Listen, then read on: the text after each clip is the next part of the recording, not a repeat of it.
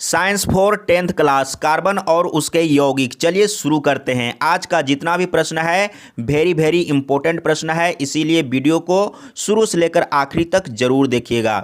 पहला नंबर में आपसे पूछा है एल्केन का सामान्य सूत्र है। सबसे पहले आप एक चीज याद कर लीजिए, यहां पर एल्केन,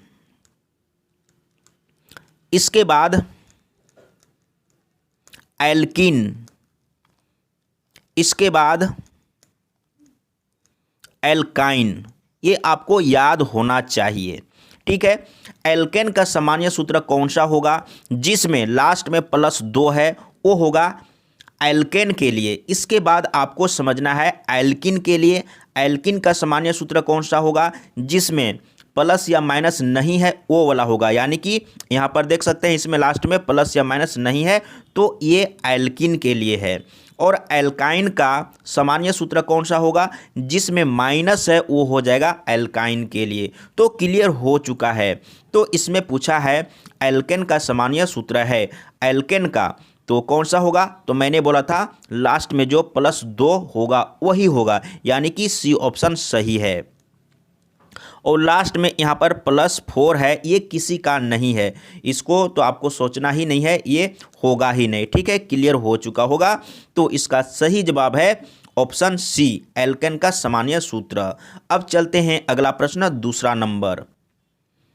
इसमें आपसे पूछा है एल्किन का सामान्य सूत्र है एल्किन का, तो मैंने क्या बोला था? जिसमें प्लस या माइनस लास्ट में नहीं है। कहने का मतलब है कि लास्ट में +2 या -2 नहीं है वो वाला होगा। तो देख लीजिए कि इसमें प्लस या माइनस में 2 नहीं है, यानी कि बी ऑप्शन सही है। क्लियर है ना? तो समझने का प्रयास करिए और कंटिन्यू वीडियो देखने का प्रयास कीजिए, तभी आपका कॉन्सेप्ट क्लियर हो पाएगा। अब चलते हैं अगला प्रश्न, तीसरा नंबर।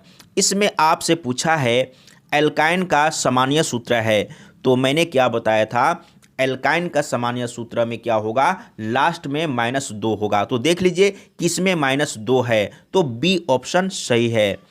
इसी तरह का प्रश्न आपसे पूछा जाएगा एग्जाम में, और कंपटीशन एग्जाम में भी पूछा जा सकता है। अब चलते हैं अगला प्रश्न, 4 नंबर। इसमें आपसे क्या पूछा है? देखिए इस तरह का प्रश्न पूछा जाता है, कौन असंतृप्त हाइड्रोकार्बन है? असंतृप्त, तो यहां पर फिर से आप समझिए एल्केन, एल्केन, एल्किन,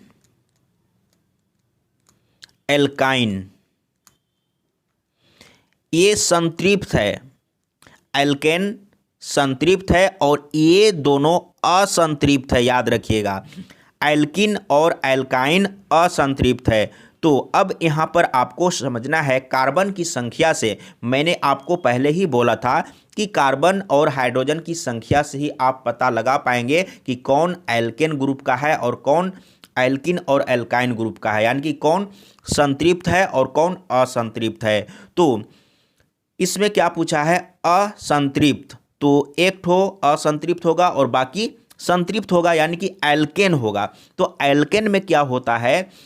हाइड्रोजन की संख्या कार्बन की संख्या से 2 गुना से 2 अधिक होता है। जैसे यहाँ पर देखिए, ये तो मीथेन है, ये तो क्लियर है कि एल्केन है। और इसमें क्या है? कार्बन की संख्या 4 है, 4 दूना 8 और +2 यानी कि 10, यानी कि 2 गुना से 2 अधिक है हाइड्रोजन की संख्या।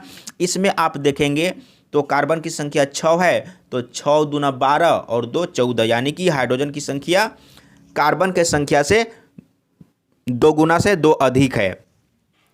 तब यहाँ पर हम लोगों को मिला ये संतृप्त यानी कि एल्केन है, ये भी संतृप्त यानी कि एल्केन है, ये भी संतृप्त यानी कि एल्केन है। तो ये बच गया, ये क्या है? असंतृप्त। असंतृप्त ए ऑप्शन सही है। तब यहाँ पर आपको समझना होगा, जैसे आप यहाँ पर देखिए असंतृप्त कहने का मतलब क्या है? C2, देखिए यहाँ पर इस तरीके से C2 ले लिए और कार्बन कितना है? 4 है ना, तो आप यहाँ पर इधर में 2 दीजिए, इधर में 2 दीजिए। लेकिन कार्बन को इसमें क्या होगा? कार्बन को 4 तरफ से घेरना है ना, तब यहाँ पर डबल बॉन्ड देना होगा, यानी कि ये क्या है? एथिन है। क्लियर हो चुका होगा, ये आपका क्या है? एथिन। मैंने क्या बोला था?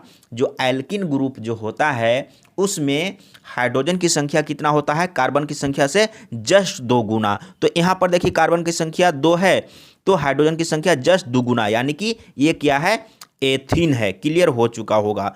तो आपको अच्छा से समझना है।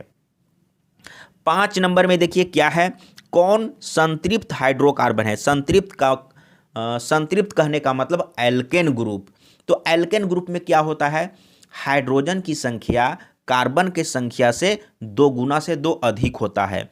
तो इसमें वैसा नहीं है, इसमें नाम दिया हुआ है।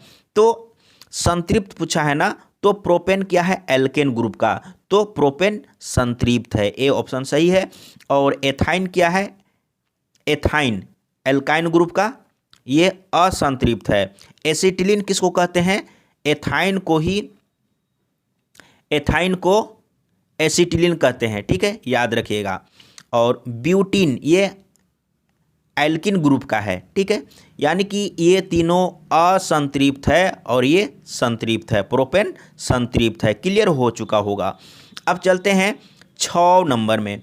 इसमें आपसे पूछा है हाइड्रोकार्बन कौन है। हाइड्रोकार्बन कहने का मतलब कि हाइड्रोजन और कार्बन और हाइड्रोजन से मिलकर बना हुआ होना चाहिए, कार्बन और हाइड्रोजन से।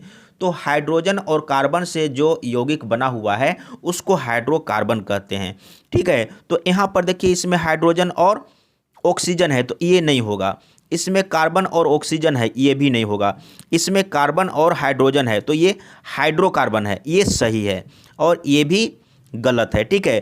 तो इसमें पूछा था हाइड्रोकार्बन यानी कि कार्बन और हाइड्रोजन से बना हुआ यौगिक कंपाउंड, तो कौन सा होगा, सी ऑप्शन सही है। क्लियर हो चुका है। अब चलते हैं आगे नेक्स्ट 7 नंबर। इसमें आपसे क्या पूछा है, N2 अणु में कितने सहसंयोजक अणु होते हैं। तो आपको यहाँ पर समझना है बॉन्ड के ही बारे में। जैसे हम लोग पढ़े हैं कार्बन 4 तरफ से घिरा हुआ रहता है, ऑक्सीजन 2 तरफ से घिरा हुआ रहता है, हाइड्रोजन 1 तरफ से घिरा हुआ रहता है, उसी तरीके से नाइट्रोजन 3 तरफ से घिरा हुआ रहता है, 3 तरफ से। तो यहाँ पर 3 ही होगा। N2 अणु में कितने सहसंयोजक अणु होते हैं, तो 3 याद रखिएगा, ठीक है, 3, सी ऑप्शन सही है। अगला प्रश्न चलते हैं 8 नंबर में। 8 नंबर में आपसे क्या पूछा है, देखिए ऑक्सीजन के 2 परमाणुओं के बीच कितने आबंध पाए जाते हैं। तब आपको बॉन्ड से रिलेटेड ही समझ लीजिए तो क्या हो जाएगा। तो मैंने क्या बोला था कि ऑक्सीजन 2 तरफ से घिरा हुआ रहता है ना, तो 2 आबंध ही होगा, ठीक है, 2 आबंध होगा। क्लियर है, तो इसका बी ऑप्शन सही हो जाएगा। अगला प्रश्न 9 नंबर। 9 नंबर में क्या पूछा है, किस हाइड्रोकार्बन में 3 आबंध हैं। 3 आबंध यानी कि ट्रिपल बॉन्ड किस में होता है, यानी एल्काइन ग्रुप में। तो यहाँ पर आपको देखना है कार्बन की संख्या और हाइड्रोजन की संख्या से आपको पहचानना होगा। तो मैंने क्या बोला था, एल्काइन में हाइड्रोजन की संख्या कितना होगा, कार्बन के संख्या से 2 गुना से 2 कम होगा। तो ये तो एल्केन है, ठीक है, ये एल्केन है। और यहाँ पर देखिए C2H6 कितना है, 2 दूना 4 और प्लस 2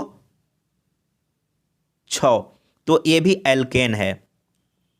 इसके बाद यहाँ पर देखिए सी को देखिए, तो सी में क्या है, हाइड्रोजन की संख्या कितना है, 3 दूना 6 और 2 माइनस कर देंगे तो 4, यानी कि सी नंबर में क्या है, कार्बन की संख्या 3 है तो 3 दूना 6 और 2 माइनस कर देंगे तो 4, यानी कि 2 गुना से 2 कम इसमें है, ठीक है, इसमें है सी नंबर में, ठीक। और डी नंबर में क्या है, कार्बन की संख्या 3 है तो 3 दूना 6 और प्लस 2 यानी कि 8, तो ये एल्केन ग्रुप का है, ये एल्केन का है, ठीक है। ए बी और डी एल्केन ग्रुप का है, लेकिन सी नंबर ऑप्शन क्या है, किस हाइड्रोकार्बन में 3 आबंध हैं, यानी कि इसमें हाइड्रोजन की संख्या कितना है, कार्बन की संख्या से 2 गुना से 2 कम है, तब ये क्या हो जाएगा, इसमें 3 आबंध होगा, ट्रिपल बॉन्ड होगा, यानी कि ये अल्काइन ग्रुप का है, ठीक है, एल्काइन ग्रुप का है। क्लियर हो चुका होगा।